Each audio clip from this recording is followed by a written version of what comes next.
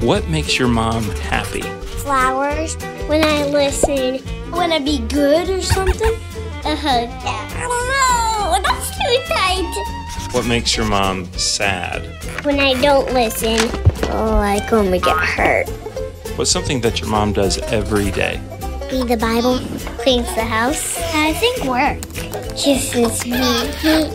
What's something your mom always says to you? I love you.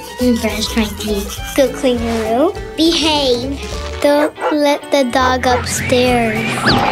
Do not bother Mom while she's sleeping. How old is your mom?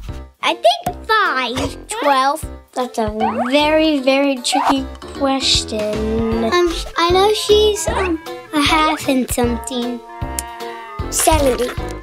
What's your mom's favorite thing to do? Play with me. Sit in that chair. Date night. Shop. Shopping. Go shopping. Just do shopping every day. She always wants to go shopping. Me and I get tired doing that. It's kind of boring. Where's your mom's favorite place to go? Chinese restaurant. An animal shelter. I think it's to the mall. Go to the restroom. How are you and your mom the same?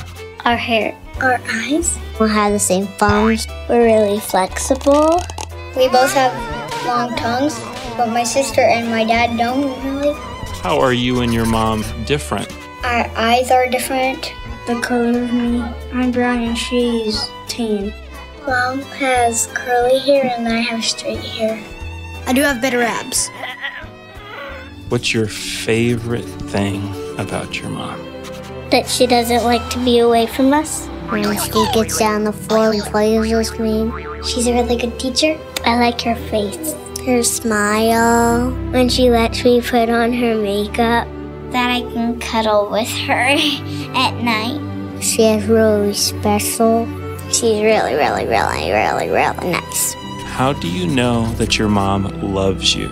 She prays and she kisses me and she says, I love you. Because she's in my family. How she takes care of us. By making breakfast, do my laundry. That she helps me get dressed. Takes me to all the things I do after school. That she plays games with me. Play soccer with me. Play bubbles. When I sit in her lap. We watch movies. We get our nails painted. Make a scrapbook. Fish. Outside cookouts and bonfires. She spends time with us and not all by herself. She's patient with us. She does everything with me. Because she says it every day. Kisses me every night. And all kinds of stuff. I just know that she loves me because she says, I'll always love you. She's awesome. She loves me no matter what. Like God. I love you, Mommy. Happy Mother's Day.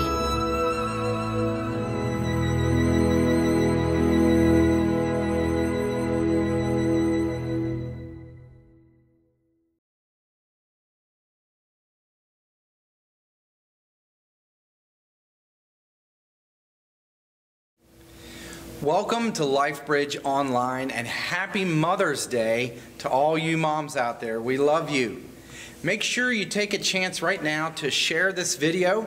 And if you're on YouTube, subscribe so you can stay connected with us. Join us now as we worship the Lord in song.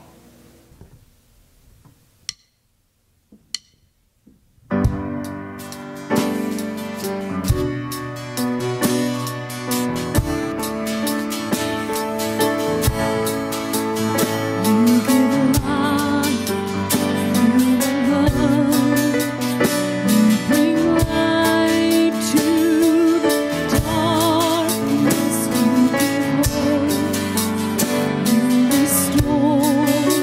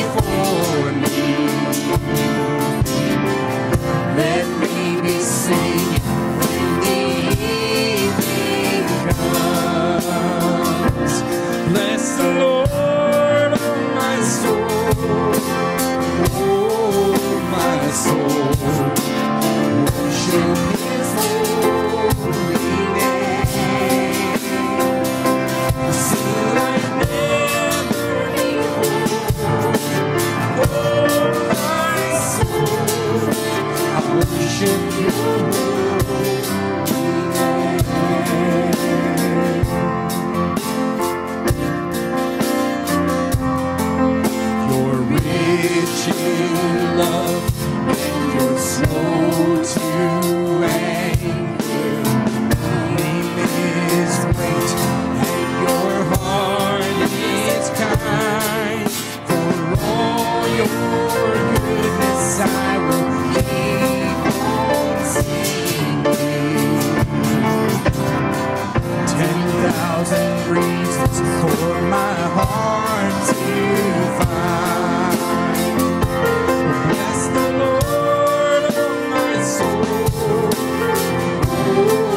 my soul, worship His holy name.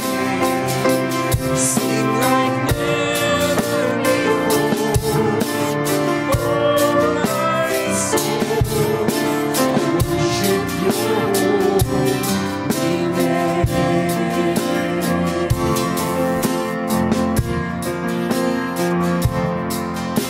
And on that day when my strength is failing, the end draws near and my time has come, still my soul will sing Your praise unending. 10,000 years and then forevermore. Bless the Lord, oh my soul, oh my soul, worship His holy name. Sing like never before. Oh my soul, I worship Your holy name. Oh, bless the Lord, oh my soul, oh my soul, worship His holy name. Sing like never before. Oh my soul, I worship Your holy name. I worship Your name. I will worship Your holy name.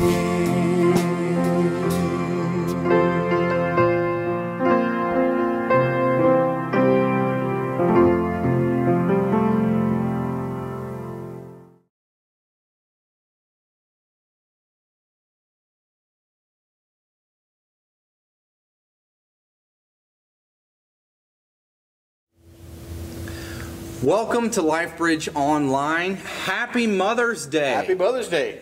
And we have our moms here today. I'm Joanne. I'm Tom. I'm Pastor Dave. I'm Donna. And we are here to pump you up. Hey, we hope you're having a good time at home, watching online still.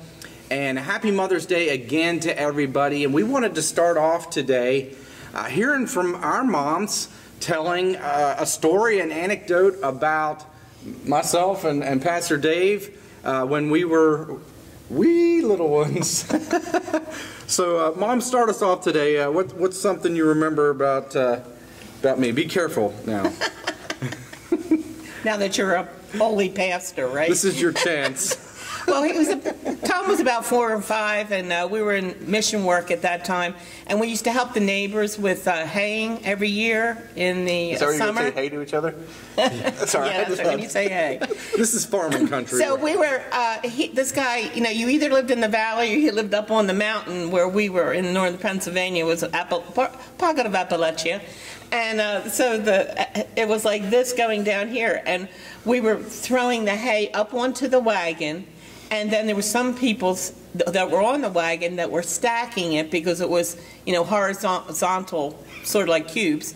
And then they had, what happened is they popped the clutch and they couldn't get the brake to work. And so the farmer started going down the hill, and it was like a 45-degree angle. And he finally gets to the bottom of the hill. We all, hopped off the wagon. Mike and I were on the wagon putting them all up. And we get down to the bottom of the hill, and he hits the door of the barn. Everybody's there. Everybody okay? Is everybody okay? And I go, where's Tom? And he pops up out of all the hay cubes, and he said, here I am, Mom. So I remember that. I do. I remember that. I was scared going down that hill out of control. It was scary. Crazy. It was scary. Everybody else went boom. You'd see that on some kind of movie. You would see that on a movie. It was crazy. Okay, I guess it's your turn. Tell about me. Okay. When Dave was about 2 years old. They were working on Route 19 doing road construction. And anytime he saw any of the heavy equipment, the big trucks, he'd go, "Oh, wow," or he'd go, "Big truck, truck, big truck, truck." Big truck, truck. Big truck. I love it. Oh. Well, we're going to jump into the story today about Moses, reading through the first part of Exodus. And Moses was a little boy. And right prior to this, the Pharaoh has declared that the Hebrew midwives, when they help the women give birth, if they find a boy, they're to kill him. And moms, I want you guys to share a little bit about this. We have abortion today as a blight on our culture, our society. And this wasn't necessarily abortion per se. It was actually direct killing after birth, or maybe even during the birth. But as moms, you know, what do you guys, when you read this story and the Pharaoh is saying, kill all the baby boys, allow the girls to live, but kill all the baby boys to kind of control the population of the Hebrew people. What kind of feelings as a mom, you know, in regards to that and abortion, other things that are going on, just with the loss of life and the disrespect of life? You know, what feelings come to mind when you hear about this kind of thing?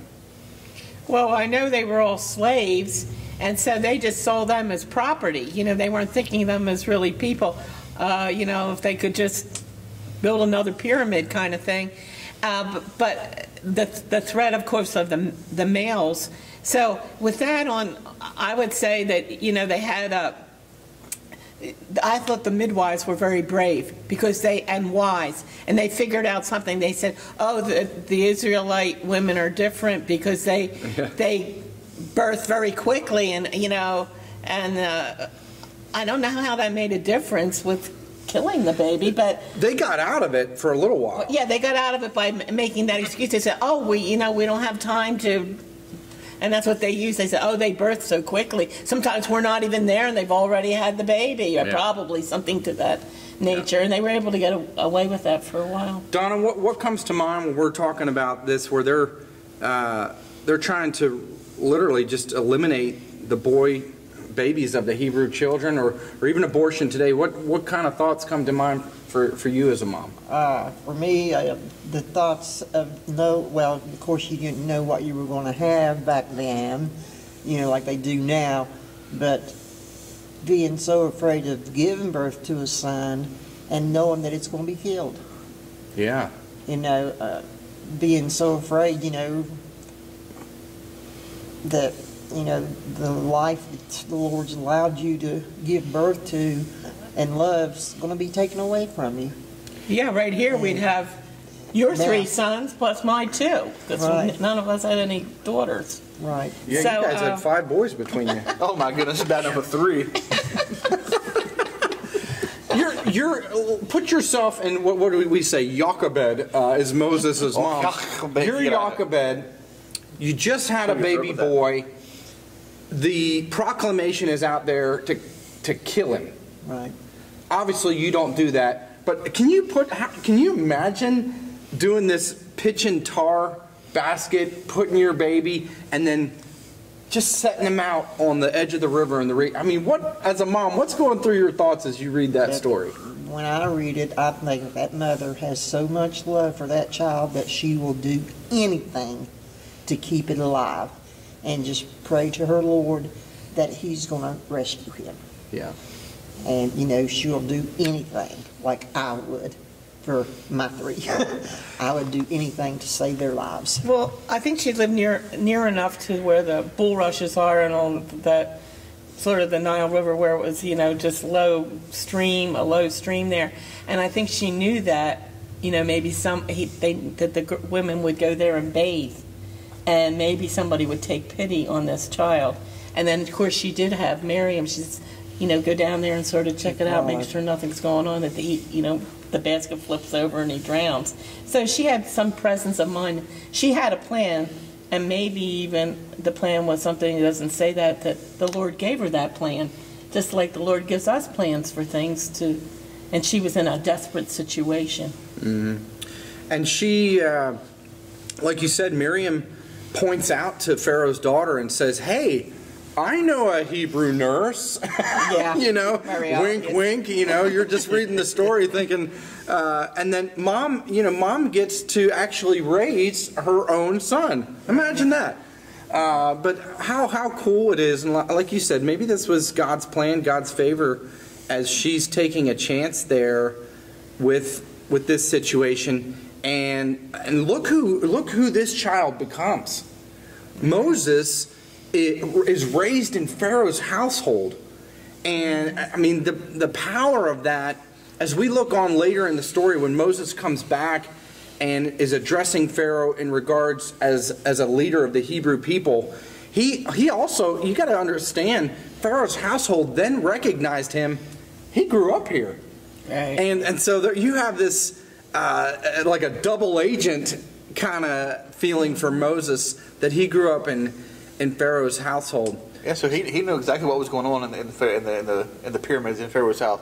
And you think, I mean, really, the great cartoon Prince of Egypt put it together that really Pharaoh was probably Moses' half brother. Yeah, essentially. I mean, so it wasn't just like it was Pharaoh and Moses going, come let my people. It's like the arguments brothers would have.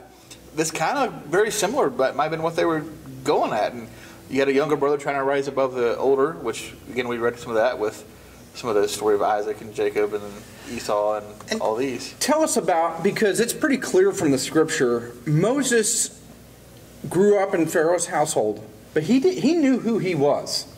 From the scriptures, when he has this incident where this Egyptian is beating a Hebrew and he kills him.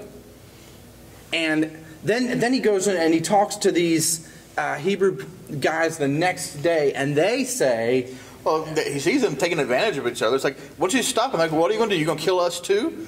So, I mean, I think that even Moses, even though we look at Moses as the leader of the Israelites, of the Hebrews, they didn't even look at him that way. They saw him as, okay, you think you're better because you grew up in Pharaoh's household. You didn't grow up under slavery like we did.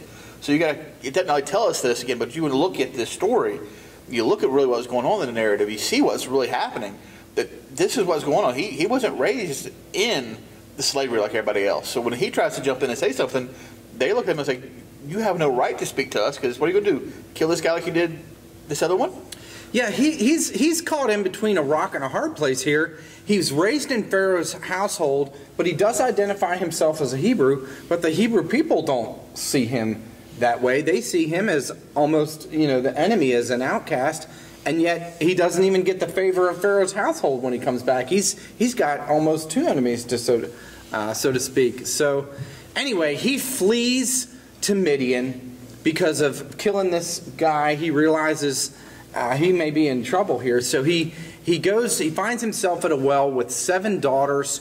These shepherds come, hassle the women, and he saves them, kind of protects them, kind of thing. And Jethro, who becomes his father-in-law, he's introduced to him. He's given a wife in Zipporah. And so he's here. He spends 40 years in Egypt, the next 40 years in Midian. It's a long time. And so you can't do math. 40 and 40 is 80. Yeah, he has a family and children here. Moms again, Zipporah. You put yourself in her place. She's given to a foreign man. Right out of the gate, it kind of appears, and she has several sons again, so you guys can identify there. But we get to this point where we come to the burning bush, and Moses is taking care of Jethro, his father-in-law's flocks and herds and things, but he sees this burning bush, and its voice speaks to him, and this is a powerful moment. And one of the things we talked about in our Zoom lessons on Thursday was burning bush moments. Powerful moments in people's lives where without a shadow of a doubt, God said. And I can think of one incident in my life when I was 14 years old, and I heard the voice of God clearly, not audibly, but it might as well have been in my heart, because I knew that I knew that I knew God was real, and He made Himself tangibly known in my heart, in my spirit, in a way that I could not deny Him. And that was a burning bush moment to me, looking back 28 years ago at the age of 14, knowing that God is so real. What's a burning bush moment as you think back on your life, Pastor Dave? What was a moment where you're like, man, this is the time I absolutely heard God's voice. There's no turning back here. Well, one thing that stands out is not long after, when we were living in Winston-Salem, and I was laid off, they decided to suddenly shutter a third of the stores that I was working for, and that included mine.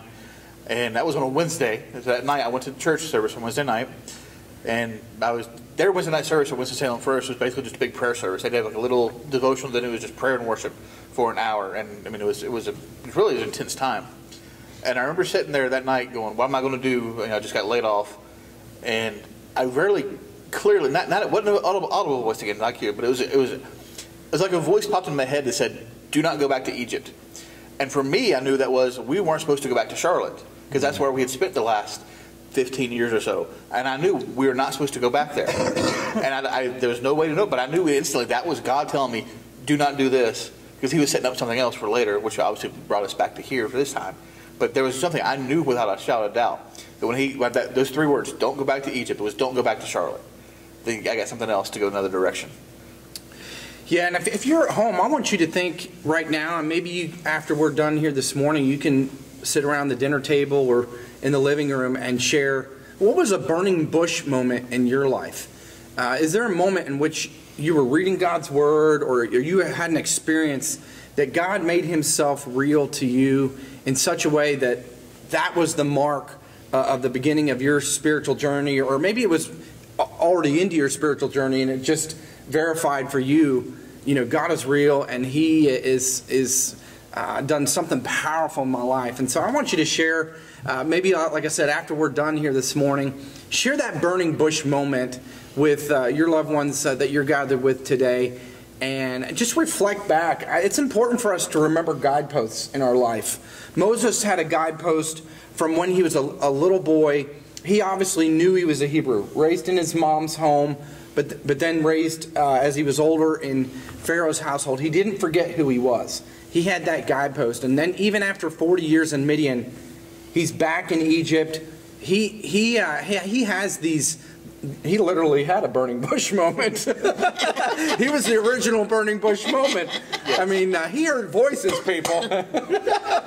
This is before all the technology and stuff that we enjoy today. Can you imagine Moses talking to whoever, and saying, "Yeah, I heard a voice out of a bush." Sure you did. He literally had an encounter with God that up to this point really was kind of this hadn't happened before. Abraham, it says in the scripture, Abraham heard from God, Isaac heard from God, Jacob heard from God, but Moses, he had an encounter that was a step up from even them. I mean, this is... And one thing I like about this is it shows us that God moves and speaks in different ways. He does not do it the same way every time. It took a burning bush to get Moses' attention. So sometimes He'll speak through circumstances in our lives that might not be necessarily a burning bush, but it'll be something different and new and fresh, because He's always different new things to speak to us and new ways to speak to us. Yeah. So we can't look at, oh, God didn't do it this way. Well, maybe He's doing it this way to get your attention. Yep. Well, we're looking here, we're basically in the first 10 chapters of Exodus here. And so after this burning bush episode in which Moses encounters God, he's not, you would think, having heard from God, you'd be full of confidence and faith and strength and, oh yeah, I can do this. But he's actually quite hesitant. He's questioning of God. We talked about this in our Wednesday night Bible study in Psalms and Proverbs. David had a lot of questions of God. Where are you, God? Have you left me alone? And Moses here has questions. God, are you sure you got the right guy? I can't even speak. What am I going to do? What am I going to say? But God actually comes through. I think this is so cool. There's 3 things here that happen. God has him turn water into blood. And that's an example that he's going to use. He puts his arm in his coat, pulls it out full of leprosy. You mentioned the Prince of Egypt. That was a great film that kind of depicted that. It's leprous, his leprous arm, and then he puts it back in, and it's healed. And then he has the staff where it turns into a snake. I mean, I'm not much of a snake guy. Well, see, around her, we can't say the word snake. It's called a wiggly stick. Oh, she's scared of them things. Wiggly stick. Okay, so yeah, it turns his staff into a wiggly stick, and. But I got some really cool signs here. And then of course, he brings along Aaron, his brother, as a mouthpiece to speak for him. And, okay, so let's get into this. They come back, and at first the Hebrew people are responsive to Moses. Moses is talking about, we're going to go out and we're going to worship, and we're going to be freed from the oppression of the Pharaoh. And the people respond actually in worship. They're grateful at first. So then things, the rubber hits the road, so to speak, and we get into plagues. Moses and Aaron confront Pharaoh. Pharaoh's not having any of this idea, and we get the water turned to blood. The frogs, gnats, flies, the livestock die. We have boils. We have hail. And here in chapter 9, here on the 7th plague, we've gone back and forth. We were joking about this earlier. I'm going to let the people go. No, I'm not. I'm going to let the people go. No, I'm not. I'm going to let the people go. No, I'm not. Okay, this time I'm going to let the people go. No, I'm not. In this hail plague, it actually says, he confesses before Moses, and he says, I have sinned before the Lord, and I'm finally going to let the people go. And Moses calls them out and says, no, you're not.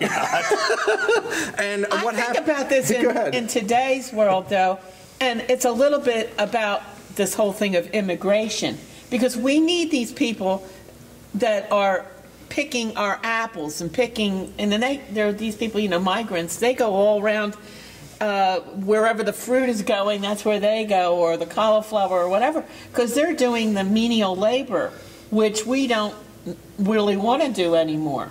And so they have a useful purpose to us and to me. So the migrant workers are the ones that are like the slaves of those days. You know what I mean? In that sense. Because if it wasn't for the migrant workers, we wouldn't have all the food and all. I don't know what they would do. How would we get that food in? Some people would have to be doing this, picking the strawberries and all that. It's a little hard for us to relate to this caste system that they're in. Right. India has a caste system today where, where you're born is where that's your lot in life kind of deal. In America, you can rise from being a nobody to being a corporate executive of a startup internet. These things can happen. It's a little bit hard for us to relate, but yeah, I mean, the people are experiencing this, and we mentioned about how they worshipped at first, and they were grateful for Moses, but the people are not. They're not happy about the results of this. We're joking about it, where he says, "I'm going to let the people go." No, I'm not.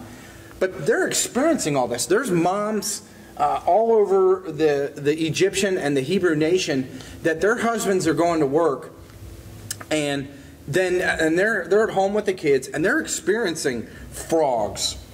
They're experiencing boils, and they're experiencing this. Also, Pharaoh has made it harder for the husbands to do their job. He's taken away straw for them to make bricks.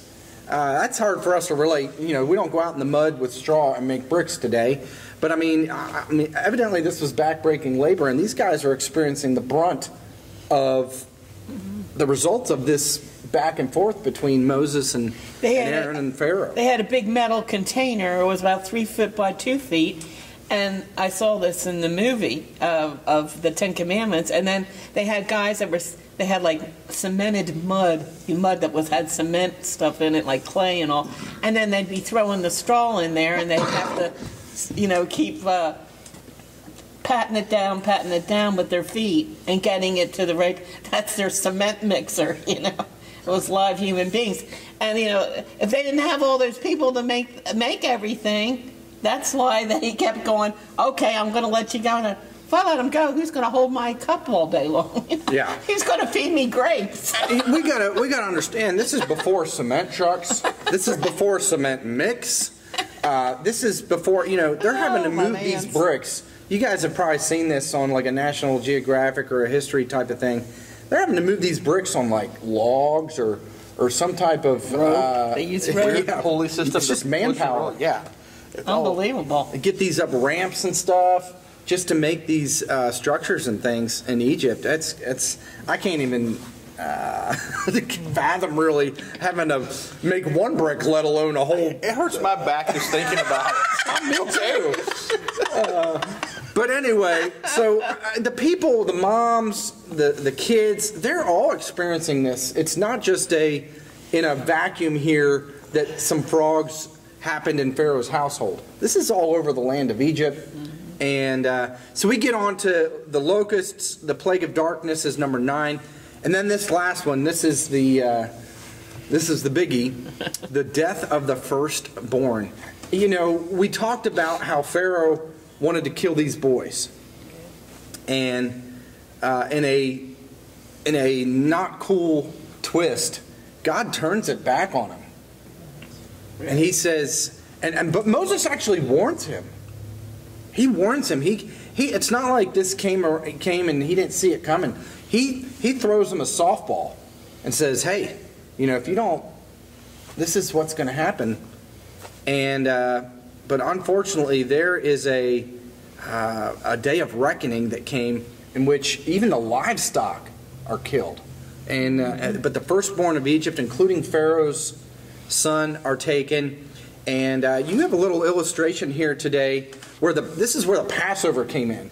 And when we've talked about communion here in recent weeks with Jesus shedding his blood, this is a reference back to this story about the Passover, where the Hebrew people prepared specifically for this 10th plague, where the angel of death was going to come, take the firstborn, and they had to put blood on the doorposts. They made a sacrifice, and then also they did some things here that were, we're probably, I don't know that anybody of us have done this today, but tell us about the bread and the yeast and the unleavened bread here that's going on during this Passover time. Well, this is just some yeast with some milk. I was using my sour milk cup that I had, so which you can put in bread and it doesn't hurt it.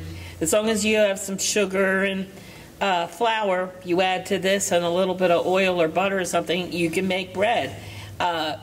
It's going to feed you. You know what I mean? No matter what it is, you can, and it's that the leavening is the yeast. We also use the baking powder, which is leavening too, that we make our biscuits from. That's also a leavening. But what was amazing to me, I don't know, hopefully you can see it. It's active. If you look at this, it's actually moving, and it gets these little clogs, which is the live yeast. I mean, if we're able to go and get not binocular, what's the thing? Microscope, and looking down in this, you'd see this is live. This is like bugs. It's bacteria. Yeah, it's bacteria. So, and then you just put that in your bread, and then it puffs all up in a big bowl, you keep it in a warm spot. The heat activates it, and you come back in a couple hours, you have to hit it back down again, make it allowed to come back up again, put it in your loaves. And you can see why this is just like a biscuit, but making like a roll from what you would have done with the yeast. But you can see by doing this why he said, the Lord kept insisting, you're going to eat this this will basically what we call nowadays matzah. It's like a cracker where you don't use leaven. They kept saying unleavened, unleavened for 7 days. And then for the rest of their lives, and even today they still do it in the Passover time period, they have that feast of unleavened bread. There's 3 feasts they said he wanted to celebrate, and the one is the unleavened bread. So this must be something very significant to God. And so that's why I wanted to show you this, because I'm making with the granddaughters, I'm making bread today with them. And so I thought, hey, let's bring it as an active kind of thing that you can actually see it. And it just made me think more of it since I've been making homemade bread more with this COVID-19. It actually reminds me of a story of Jesus later on. And the disciples forgot to bring bread with them. And they're arguing about it. And then Jesus says to beware of the yeast of the Pharisees. Right. The stuff that gets inside, that activates underneath, that you don't see it and rises up. They're thinking he's getting onto them because they didn't do this, but he's trying to teach them a moment. Sometimes there's stuff that we don't see that activates, that can be larger to us, and that kind of points back to the same time with the unleavened bread. Even this long ago, God knew his plans of what was going to happen, because immediately that knew, the Jewish people knew what Jesus was talking about. They went back, they remembered the unleavened bread stories, and how I think it's kind of, again, it's great how when you look at it and piece it together, that the Bible doesn't exist in a vacuum. It all works together and molds and fits together. Yeah, God here has instituted the illustrated sermon. Yes. He has put a picture, an indelible picture in the minds of the Hebrew people about what he has done for them. He is setting them free from oppression. 430 years, I think, that they were in oppression in Egypt. He is setting them free. He takes the bread and this unleavened bread, this picture that they will not forget, and they celebrate every Passover. He takes the blood of a lamb that they sacrifice and put on their doorposts, and he illustrates, because this is a story culture. You got to understand, they didn't have typewriters, computers, and cell phones. They're a story culture. They're passing down from generation to generation this story, and this is the illustrated sermon that says, hey, when we were in Egypt, this is what happened. And you got to fast forward to the Last Supper. Jesus is with his 12 disciples celebrating this meal, the Passover, and he's talking about the Lamb of God is going to shed his blood, and he has the bread, this unleavened bread, and he breaks it. He says, "This is my body broken for you." These pictures that the disciples experienced right there at the Last Supper are ingrained in their head from the time they're a little boy, and mom and dad and everybody in the community is telling these stories about the bread and the blood. And so when these disciples hear Jesus talk about the broken body and the shed blood, these are images that are already ingrained in their mind, and they still didn't get it. I'm not sure. They're dull, Jesus said, "Are you still so dull?" One time. So get through your brain hole again. But surely these images were resonating in their mind. They didn't get the whole big picture that Jesus was trying to get to them until afterwards. But anyway, this is a powerful story, and this is really the foundation for the Hebrew culture and religion, in that they celebrate at Passover this deliverance from Egypt, the blood, the unleavened bread. And so anyway, finally Pharaoh is broken. He's lost his son. He sends them out. The Hebrew people actually, they loot the Egyptians on the way out. Which is great, because it says that they found favor with the Egyptians, that the Egyptians were giving them their wealth. They're leaving, taking all this stuff with them, and the Egyptians are giving it. Here, you need $1,000? Here you go. They were giving them their stuff. It's crazy, but it really is. We get here in chapter 14 where they're going out, and Moses says to the people, they're in this predicament here. Never easy with God. Never easy with the Israelites. Never easily with the Israelites. But God always prepares a way, but he doesn't always say it's going to be comfortable. Not always easy. And so they're here. They're at the Red Sea. They're trapped and the army's coming. Pharaoh changed his mind again. Surprise, surprise. And but Moses says here in chapter 14, he says, you will see the salvation of the Lord your God. You need only stand still. The Lord will fight for you. This is in chapter 14, verses 13 and 14. And you and I, we need to grab hold of this. There are times in our lives where we're going to find a difficult spot. And Donna, you've experienced this. Mom, you've experienced this. We've all experienced this. But we need to be able to stand and see the salvation of the Lord and know that He is going to fight for us. We don't have to always be active. Sometimes the best thing we can do, Pastor Dave, is sit back and let God do it. And that's tough for us. We're do-it type people. We want to make it happen. We want to fix the situation. We're fix-it people. But God oftentimes is wanting us just to say, hey, acknowledge me. I'll find a way. I remember getting reminded in, I think it's 2 Chronicles 20, the story of King Jehoshaphat, who's getting surrounded by the enemy. He goes to God. God says, you will not have to fight this battle. Prepare yourselves. Go to the war. But you will not have to fight it. You still have to get ready. You still have to go face it. But you don't have to fight it. Because God's got the victory ahead for you. He'll win the battle. But you have to be ready to take the battle. But He's going to take it. You just prepare yourself and let Him do the work. Yeah. Powerful. That's a powerful story, too. I can't wait till we get to Chronicles. We're in Exodus right now, finishing up. I hope you're still reading with us. I know we're going to be going back to church here soon. We still don't have a date for that. We're taking that week to week. So be patient. We'll be communicating when we get back to public worship services. In the meantime, keep reading through the prescribed readings there in Psalms, Proverbs, and finishing up Exodus into Deuteronomy now. So, what's that? Is Leviticus next? Yeah, that one too. Yeah, you guys get over 2 whole books to get to Deuteronomy. Somebody's got to keep this guy straight, I tell you. Hey, we wanted to point out Genesis, Exodus, Leviticus, Numbers, Deuteronomy. There you go. I knew the order. Moses wrote these 5 books. We call this the Pentateuch. It's 5, Penta.